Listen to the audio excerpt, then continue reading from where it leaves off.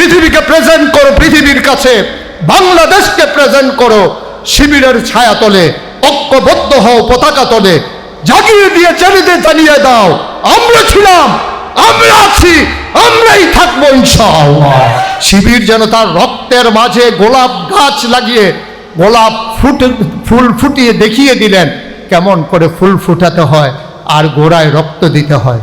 আমি বিশ্বাস করি, আমি তাদেরকে নিয়ে স্বপ্ন দেখি, আমি তাদের মাঝে আমি আশায় বুক বাঁধি যারা আজকে আমার সামনে বসে আছে।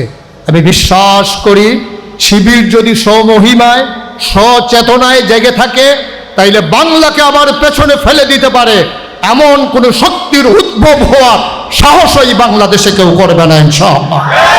আমরা দেখি কোনো কৃষক তার গরুকে পিটিয়ে মারে না, আমরা দেখি কোনো ছোট্ট ছেলে তার শখের কুকুরটাকে পিটিয়ে মারে না, কিন্তু আমরা দেখি এই একবিংশ শতাব্দীর সূচনা লগ্নে ওরা বিশ্বকে যখন বলা হচ্ছে চরম উন্নতির চরম শিখরে আরোহণ করেছে, আমরা দেখেছি খোঁজ রাজধানীতে রাজপথে আমার মানুষকে পিটিয়ে হত্যা করেছে। আমরা দেখেছি আমরা যখন সভ্যতার ধারক বাহক সেজেছি তখন আমরা পশুত্বের সর্বনিম্ন পর্যায়ে আমরা অবস্থান করছি। আমরা দেখেছি ক্ষমতার মসনদ আঁকড়ে থাকার জন্যে, নিজেদের স্বার্থ সিদ্ধি করার জন্যে সর্বপ্রথম বুক পেতেছিল যেন সেই আবু সাইদ, তার বুকে বুলেট বিদ্ধ করার পরে পরে ধাপে ধাপে 10 শতক হাজার পরিপূর্ণ করে লাশে লাশে আবার বাংলাদেশকে ভরিয়ে দেওয়া হলো।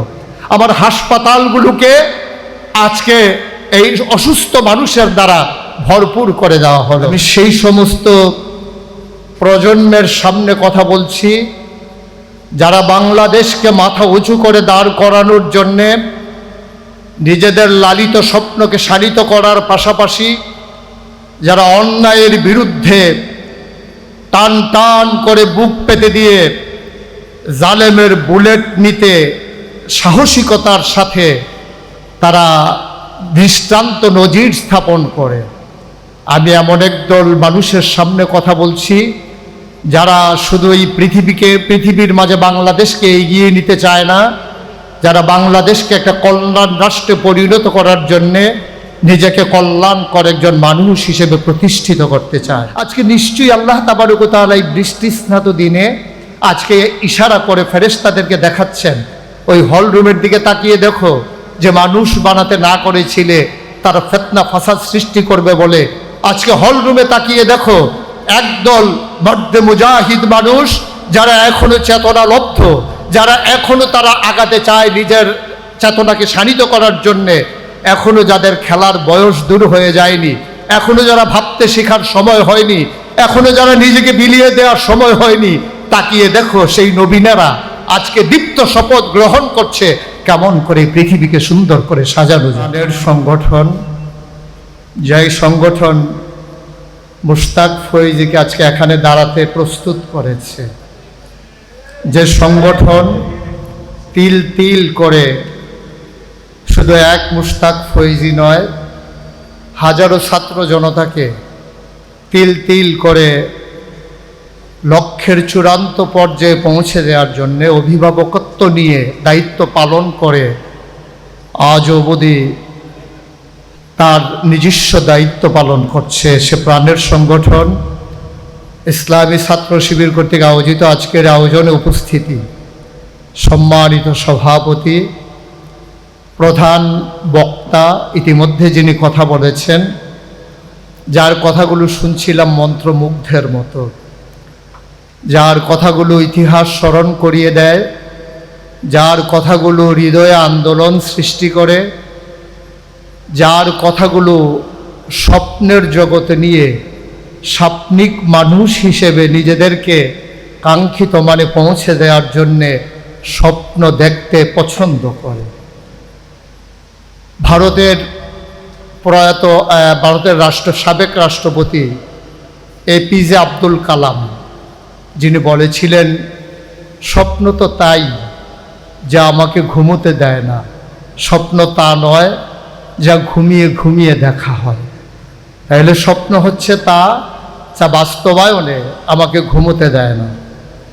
আমি সেই সমস্ত প্রজন্মের সামনে কথা বলছি, যারা বাংলাদেশকে মাথা উঁচু করে দাঁড় করানোর জন্যে নিজেদের লালিত স্বপ্নকে শানিত করার পাশাপাশি যারা অন্যায়ের বিরুদ্ধে টান টান করে বুক পেতে দিয়ে জালেমের বুলেট নিতে সাহসিকতার সাথে তারা দৃষ্টান্ত নজির স্থাপন করে।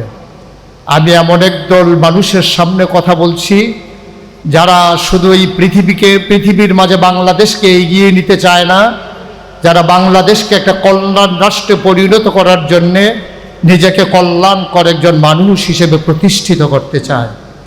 আজকে আকাশে যখন মেঘের ঘনঘটা, বাইরে যখন বৃষ্টির রিমঝিম বরিশন ধারা, স্বাভাবিকভাবেই হলের জানালা ঘেঁষে বসে বসে বৃষ্টিতে কাক ভেজা দেখতে যেমন পছন্দের, যেমন করে আরাম করে পাতলা কাঁথা মুড়ি দিয়ে ঘুমানোর দিন, সেই সময়ও যারা আজকে এই হলরুমকে সুসজ্জিত করেছেন, যারা সার্থক করেছেন আয়োজনকে, যারা এই সুন্দর আয়োজনে এক একটা, যদি এই সার্থক আয়োজনকে বাগান বলি, আর আপনারা এক একটা ফুটন্ত কলি থেকে ফুল হয়ে ফুটেছেন, ফুটাতে চেয়েছেন, যাদের এই আজকের আয়োজনে উপস্থিতি, সম্মানিত উপস্থিতি, আমরা ভুলে গেছি নিজের পরিচয়, আমরা ভুলে গেছি আমাদের নিজেদের ঠিকানা। এজন্যে আমি সকল জায়গায় সকলকে স্মরণ করিয়ে দিতে চাই যে আপনি আপনার নিজেকে আয়নার সামনে দাঁড় করিয়ে অন্তত 3টা প্রশ্নের জবাব আপনার নিজ থেকে নিয়ে নেবেন। 1 নম্বরে আমি কে, 2 নম্বরে কে আমাকে পাঠালো, 3 নম্বরে কেন পাঠালো। আমি কে, তার পরিচয় আল্লাহ কোরআনুল কারীমে ১৫০০ বছর আগে দিয়েছেন। তখনও আমরা মানুষ হইনি, মানুষ বানানোও হয়নি। মানুষ বানাবেন মাত্র যখন চিন্তা করছেন রব্বুল আলামিন ফেরেশতাদেরকে নিয়ে যখন তিনি কনফারেন্স ডাকলেন, তিনি যখন সেমিনারে তার মূল প্রবন্ধ উপস্থাপন করলেন, তিনি সেদিন বলেছিলেন ইন্নী জাইলুন ফিল আরদি খলিফা। আমি একটা কওম, আমি একটা সম্প্রদায়, আমি একদল মানুষ বানাতে চাই যারা আমার প্রতিনিধি, যারা আমার খলিফা। মানে কি? মানে হচ্ছে আমি যা চাই আমার চাওয়াগুলোকে পাওয়ায় পূর্ণতা দিতে গিয়ে যারা কাজ করবেন, আমি ওই একদল মানুষ বানাতে চাই। ফেরেশতারা বললেন দরকার নাই, মানুষ বানাবেন তো তারা তো ওই রকমই করবে যেমন করে আগে জিনারা করেছে, মারামারি কাটাকাটি ঝগড়া বিবাদ। কি দরকার মানুষ বানানোর? আমরাই কি যথেষ্ট না আপনাকে ডাকার জন্যে? আল্লাহ বললেন ইন্নী আলামু মা লা তা'লামুন, আমি যা জানি তোমরা তা জানো না। আজকে নিশ্চয়ই আল্লাহ তাবারক ওয়া তাআলা এই বৃষ্টিস্নাত দিনে আজকে ইশারা করে ফেরেশতাদেরকে দেখাচ্ছেন, ওই হল রুমের দিকে তাকিয়ে দেখো, যে মানুষ বানাতে না করেছিলে তারা ফিতনা ফাসাদ সৃষ্টি করবে বলে আজকে হল রুমে তাকিয়ে দেখো একদল মর্দে মুজাহিদ মানুষ, যারা এখনো চেতনালব্ধ, যারা এখনো তারা আগাতে চায় নিজের চেতনাকে শানিত করার জন্যে, এখনো যাদের খেলার বয়স দূর হয়ে যায়নি, এখনো যারা ভাবতে শেখার সময় হয়নি, এখনো যারা নিজেকে বিলিয়ে দেওয়ার সময় হয়নি, তাকিয়ে দেখো সেই নবীনেরা আজকে দীপ্ত শপথ গ্রহণ করছে কেমন করে পৃথিবীকে সুন্দর করে সাজানো যায়। ফেরেশতারা লজ্জায় অবনত হয়ে যান।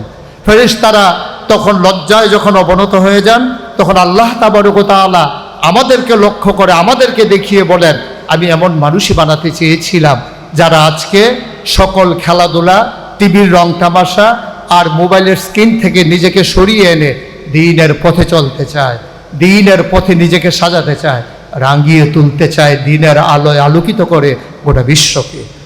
আল্লাহ তাবারক ওয়া তাআলা এজন্যই আমাদেরকে বানিয়েছিলেন। তাইলে আমি কে? আমি হচ্ছে আশরাফুল মাখলুকাত, আমি সৃষ্টির সেরা। ফেরেশতাদের বাধা সত্ত্বেও যিনি আমাদেরকে তৈরি করেছিলেন উসওয়াতুন হাসানা, আইডল, আইকন, মানুষের মডেল হিসাবে। কিন্তু বড়ই পরিতাপের বিষয়, ১বিংশ শতাব্দীর সূচনা লগ্নে গোটা বিশ্ব যখন কম্পিউটারাইজড, গোটা বিশ্বকে যখন বলা হচ্ছে গ্লোবাল ভিলেজ, আজকে কুমিল্লা প্রান্তে থেকে হ্যালো বললে যখন আমেরিকাতে শোনা যায়, শুধু দেখা যায় না, শোনা যায় না, দেখাও যায়।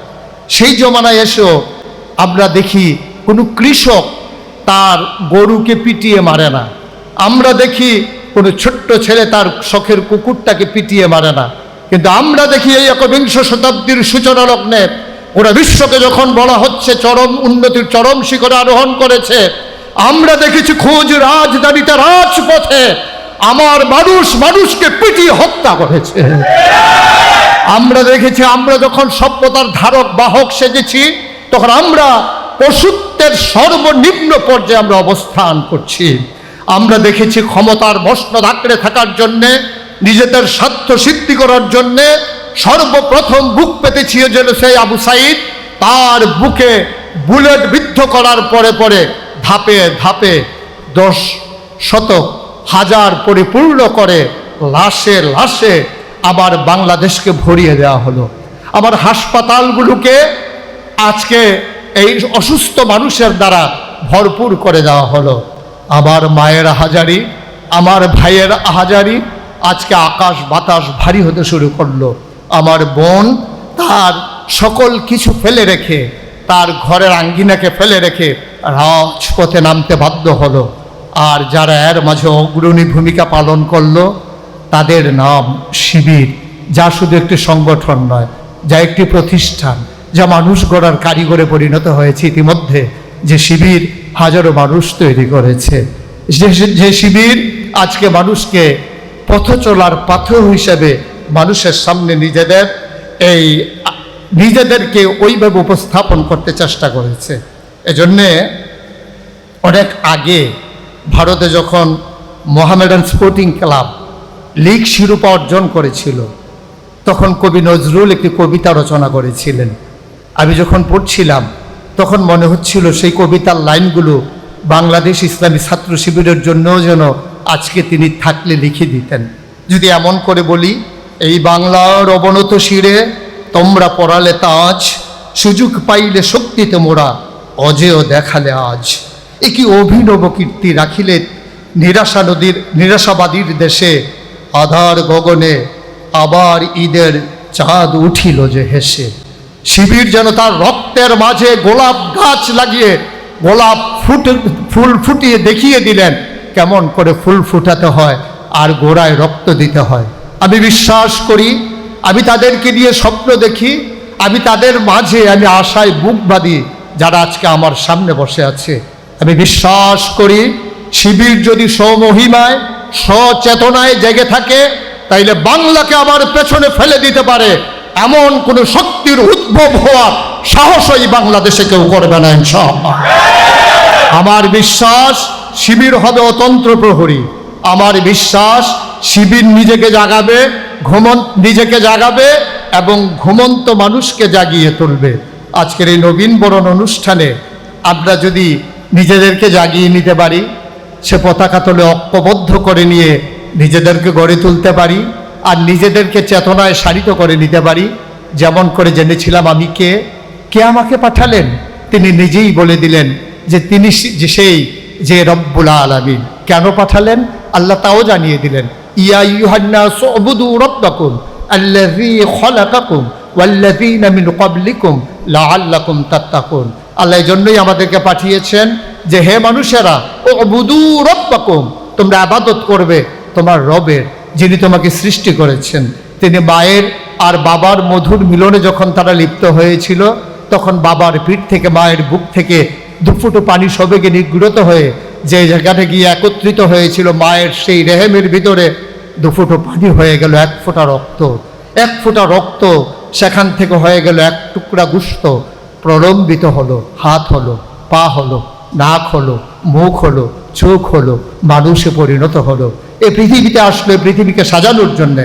সুতরাং আজকে যারা তোমরা নবীন, আজকে যারা তোমরা এসেছো এই আঙ্গিনায় নিজেদেরকে সাজিয়ে দেওয়ার জন্যে, নিজেদেরকে রাঙিয়ে দেওয়ার জন্যে, নিজেদেরকে রাঙানোর মাধ্যমে, নিজেদেরকে সাজানোর মাধ্যমে মায়ের মুখে হাসি ফোটানোর জন্যে। এখানে নিশ্চয়ই এমন অনেক ছেলে আছে, এমন অনেক মেয়ে আছে যারা একেবারেই দরিদ্র পরিবার থেকে উঠে এসেছে। এখানে নিশ্চয়ই এমন অনেক ছেলে আছে যাদের মা অন্য বাড়িতে কাজ করে সন্তানের জন্য লেখাপড়ার যোগান দিয়েছে। এখানে এমন অনেক সন্তান আছে যাদের বাবা কৃষিকাজ করে, ধান বিক্রি করে তার সন্তানের জন্যে সুন্দর একটা পোশাক উপহার দিয়েছে। আমার ছেলে বড় হয়েছে, আমার ছেলে কলেজে পড়বে, আমার ছেলে ইউনিভার্সিটিতে যাবে, ও যেন বন্ধুর কাছে লজ্জা না পায়। বাবা কষ্ট করে জীবন যাপন করে, কিন্তু নিজের সন্তানকে বুঝতে দেয় না, নিজের সন্তানকে অপমানিত হতে দেয় না, শির উঁচু করে দাঁড়াতে শিখায় বাবা। শুধু বাবাই করে যাবেন? আমরা সন্তানেরা বাবার জন্য কিছুই করব না? আমরা কি শুধু তাদের চোখের পানি দেখব? মুছে দেওয়ার জন্য কোমল হাত দুটি এগিয়ে যাবে না? আমরা কি শুধু মায়ের চিকিৎসার টাকা দিয়ে নিজেরা মানুষ হব, মায়ের চিকিৎসার ব্যবস্থা করব না? সেখানেই সকল কিছু মনে হয় যেন বেদনায় পর্যবসিত হয়ে যায়। আসুন আমরা নিজেদেরকে মানুষের মতো মানুষ তৈরি করে আমরা মায়ের মুখের হাসি একেবারে দিগন্তে ছড়িয়ে দেই। আমরা বাবাকে জিজ্ঞেস করব, বাবা ধান কাটা হবে কখন?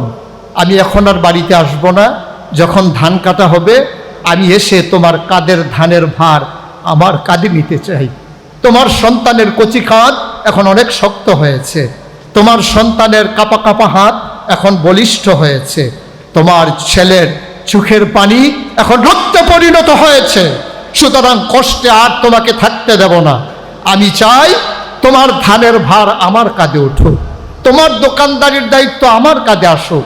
এভাবে আমরা যদি নিজেকে মানুষের মতো মানুষ করে পরিচয় দিতে পারি, সেদিন বাবার বুক গর্বে ভরে যাবে, মায়ের অশ্রু সেদিন সান্ত্বনার অশ্রুতে পরিণত হবে। আসুন রং চঙের এই দুনিয়ায় নিজেদেরকে ভাসিয়ে না দিয়ে আমরা সমাজের দায়িত্ব নিতে শিখি। যেমন কবে আল্লামা ইকবাল বলেছিলেন, ইসরাবে রঙ্গ বুকু গুলিস্থা সমঝা হেতু, আহায় নাদান কক্ষকু আসিয়ান সমঝা হেতু। আহারে ও মুসলিম সমাজ, ও তরুণেরা, তোমরা রংচং দেখে মনে করো এটা বোধহয় ফুল বাগিচা, আর দুধু মরুভূমির মাঝে সূর্যের তির্যক আলো যখন পড়ে মনে হয় যেন পানির ফোয়ারা। মনে রাখবা, রংচং ফুল বাগিচা নয়, আর মরিচিকা পানির ফোয়ারা নয়। সুতরাং আসো আমরা জেগে উঠি। আমাদের সামনে যিনি আইডল, আমাদের সামনে যিনি উসওয়াতুন হাসানা, যিনি আমাদের জন্য মডেল, তিনি সেই নবী মুহাম্মদ রাসূলুল্লাহ সাল্লাল্লাহু আলাইহি ওয়াসাল্লাম। আমরা তার আদর্শ উজ্জীবিত হই, তার আনিত বিধানকে সমাজের রন্ধ্রে রন্ধ্রে আমরা পৌঁছে দেই। আমরা তৃণমূল পর্যায় থেকে শুরু করে শুধু রাষ্ট্রের সর্বোচ্চ পর্যায় পর্যন্ত নয়, আমরা গোটা বিশ্বের ইন্টারন্যাশনাল রিলেশন যেখানে হবে সেখান পর্যন্ত আমরা দ্বীনের কথাগুলো তুলে ধরি, নিজেদেরকে মডেল হিসেবে উপস্থাপন করি। আমরা বাংলাদেশের যারা, যদিও বলি ৯০% জন মুসলমান, এই মুসলমানেরা সবাই হচ্ছে আমরা এই আনুষ্ঠানিকতার মুসলমান, আমরা কিন্তু প্র্যাকটিসিং মুসলিমে পরিণত হতে পারিনি। আমরা কথা দিয়ে মানুষকে ইসলাম মুসলিম বানাতে চাই, অথচ মুসলিম কথা দিয়ে নয়, মুসলিম হবে আরেক মুসলিমকে দেখে। আমরা নিজেদেরকে ওইভাবে উপস্থাপন করি, আমার যিনি ছাত্রী বোন হবেন সে আমার কাছে হবে নিরাপদ। কারণ আমি যদি আমার বোনকে টিটকারি মারি, আমি যদি মস্কারা করি ইউনিভার্সিটির গেইটে দাঁড়িয়ে দাঁড়িয়ে, তাহলে আমার বোনের নিরাপত্তা বিধান করবে কে? কাশ্মীরের ঝিলাম নদীর পানিও রক্তে রঞ্জিত হবে আমার বোনের রক্তে। আজকের সে আরাকানের মুসলমানের রক্তে নাফ নদীর পানি রক্তে রঞ্জিত হবে। আজকে ধর্ষিত হবে আমার বোন সিরিয়ায়, আমার বোন আফগানিস্তানে, ফিলিস্তিনে। আর আমার এই বাংলাদেশেও যদি আমার বোন আমার দ্বারা নির্যাতিত হয়, তাহলে তারা আশ্রয় পাবে কোথায়? আসুন আমরা আশ্রয়স্থল হই। যেমন করে বাংলাদেশের ঐতিহাসিক সেই মহাসমাবেশের দিনে একজন নারী লক্ষ মানুষের মাঝ দিয়ে হেঁটে গেছেন, নিরাপত্তার অভাব বোধ করেননি। আমরা সেদিন প্র্যাকটিসিং মুসলিমের সেই পরিচয় তুলে ধরেছিলাম। সে মেয়ে লিখতে বাধ্য হয়েছিল, এর নাম যদি হয় জামাত ইসলামী, এর নাম যদি হয় ইসলামী ছাত্র শিবির, তাহলে সবার চাইতে শিবিরই ভালো, তাহলে সবার চাইতে জামাতই ভালো। আমরা সেই জামাত চাই, সেই শিবির চাই।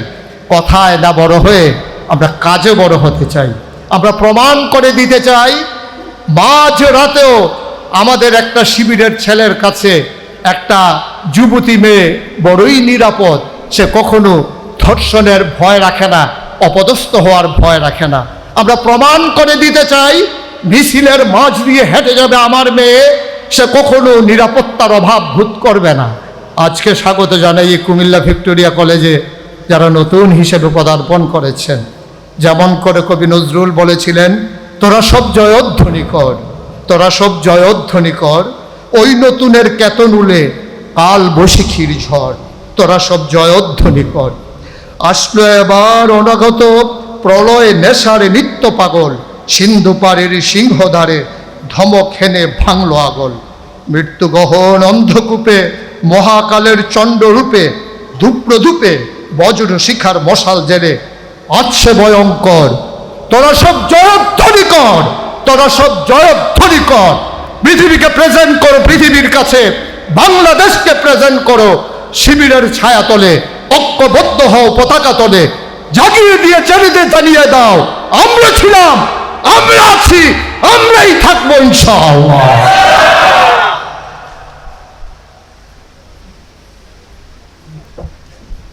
শতবর্ষে লালিত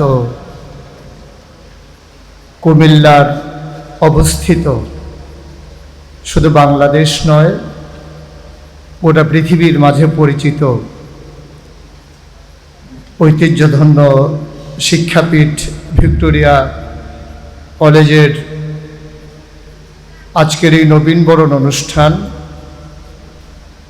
যার আয়োজনে বাংলাদেশ ইসলামী ছাত্র শিবির